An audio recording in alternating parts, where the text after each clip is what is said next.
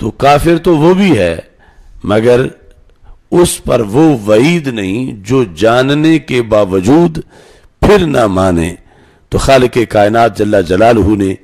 اس واسطے یہود کے لیے فوراً یہاں لعنت کا لفظ استعمال کیا، فلعنت اللہ علی الکافرین، اللہ کی لعنت ہے کافروں پر۔ اب یہاں جن کا ذکر ہے پہلے تو ان کافروں پر لعنت ہے، اور وہ کون ہے؟ یہود،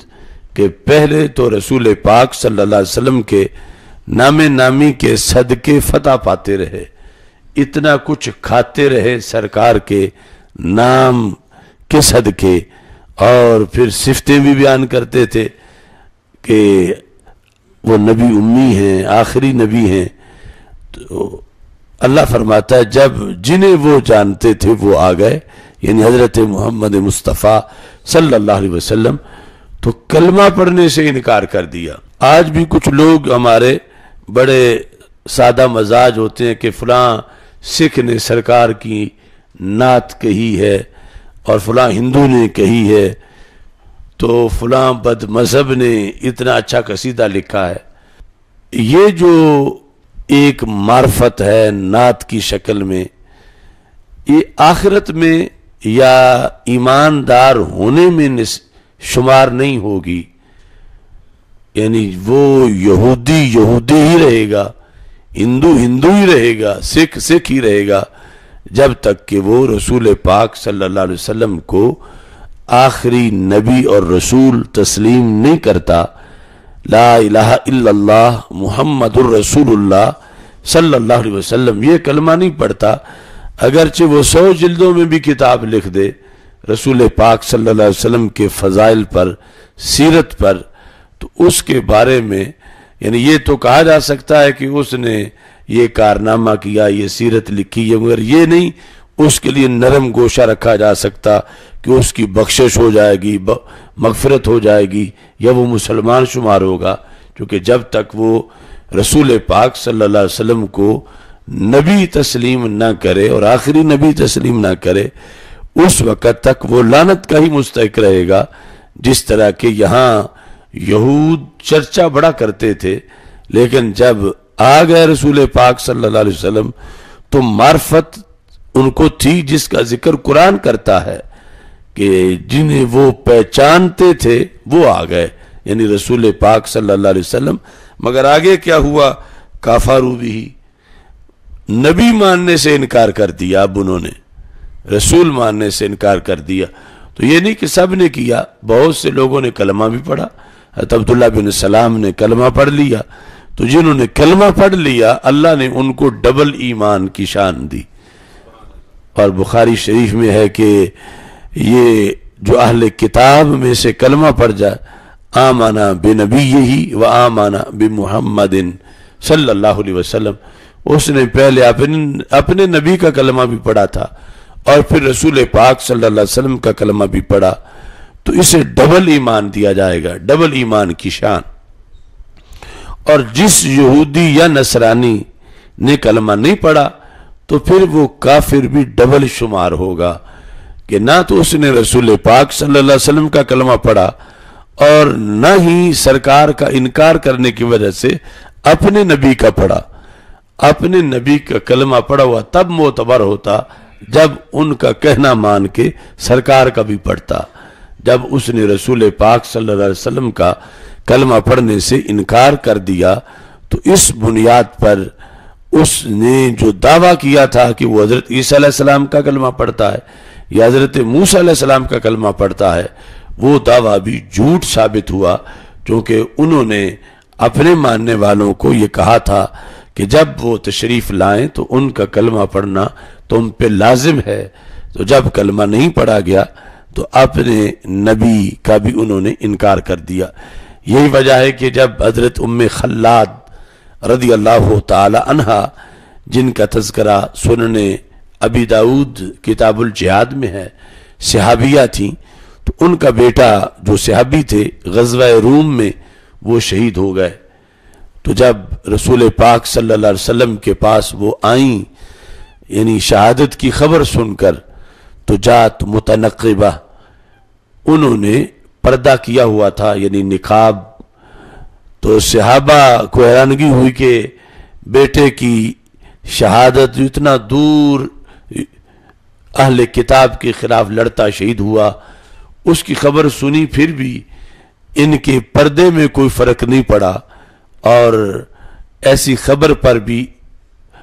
پریشانی سے ان کے پردے میں فرق نہیں آیا۔ صحابہ نے جب تعجب کیا تو انہوں نے اس پر یہ کہا کہ روزے تو ابنی ولم ارزا حیائی، شہید بیٹا ہوا ہے، حیات و شہید نہیں ہوئی، تو اس بنیاد پر میں اب بھی پردے میں ہوں۔ انہوں نے اس موقع پر رسول اکرم صلی اللہ علیہ وسلم سے یہ سوال کیا کہ میرے بیٹے کو کیا ملے گا؟ تو رسول پاک صلی اللہ علیہ وسلم نے فرمایا اِنَّ لِبْنِكَ اجرا شہیدین، اللہ تیرے بیٹے کو 2 شہیدوں کا ثواب عطا فرمائے گا۔ تو یہ صحابہ کرام رضی اللہ تعالی عنہم کا تحقیقی مزاج تھا، ورنہ اس غم کی حالت میں ماں کے لیے یہی بہت بڑی بات تھی کہ شہادتیں 2،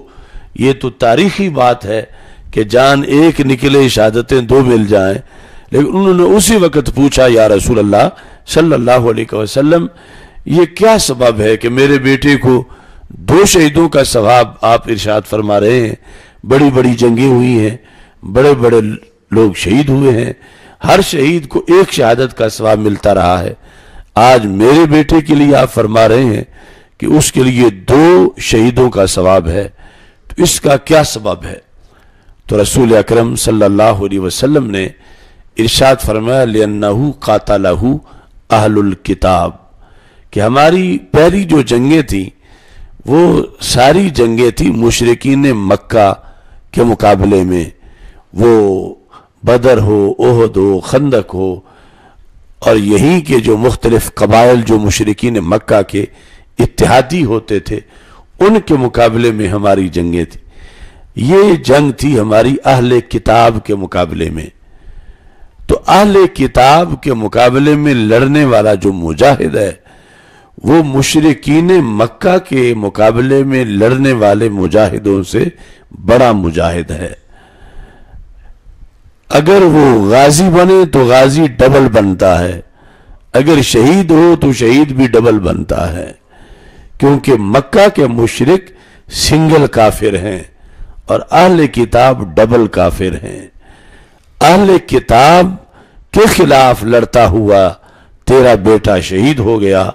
تو رب نے اس کو ڈبل شہادت کا اجر دیا، کیونکہ اس نے ڈبل کافروں کے خلاف جہاد کیا۔ تو یہ یعنی اس موقع پر بھی رسول پاک صلی اللہ علیہ وسلم نے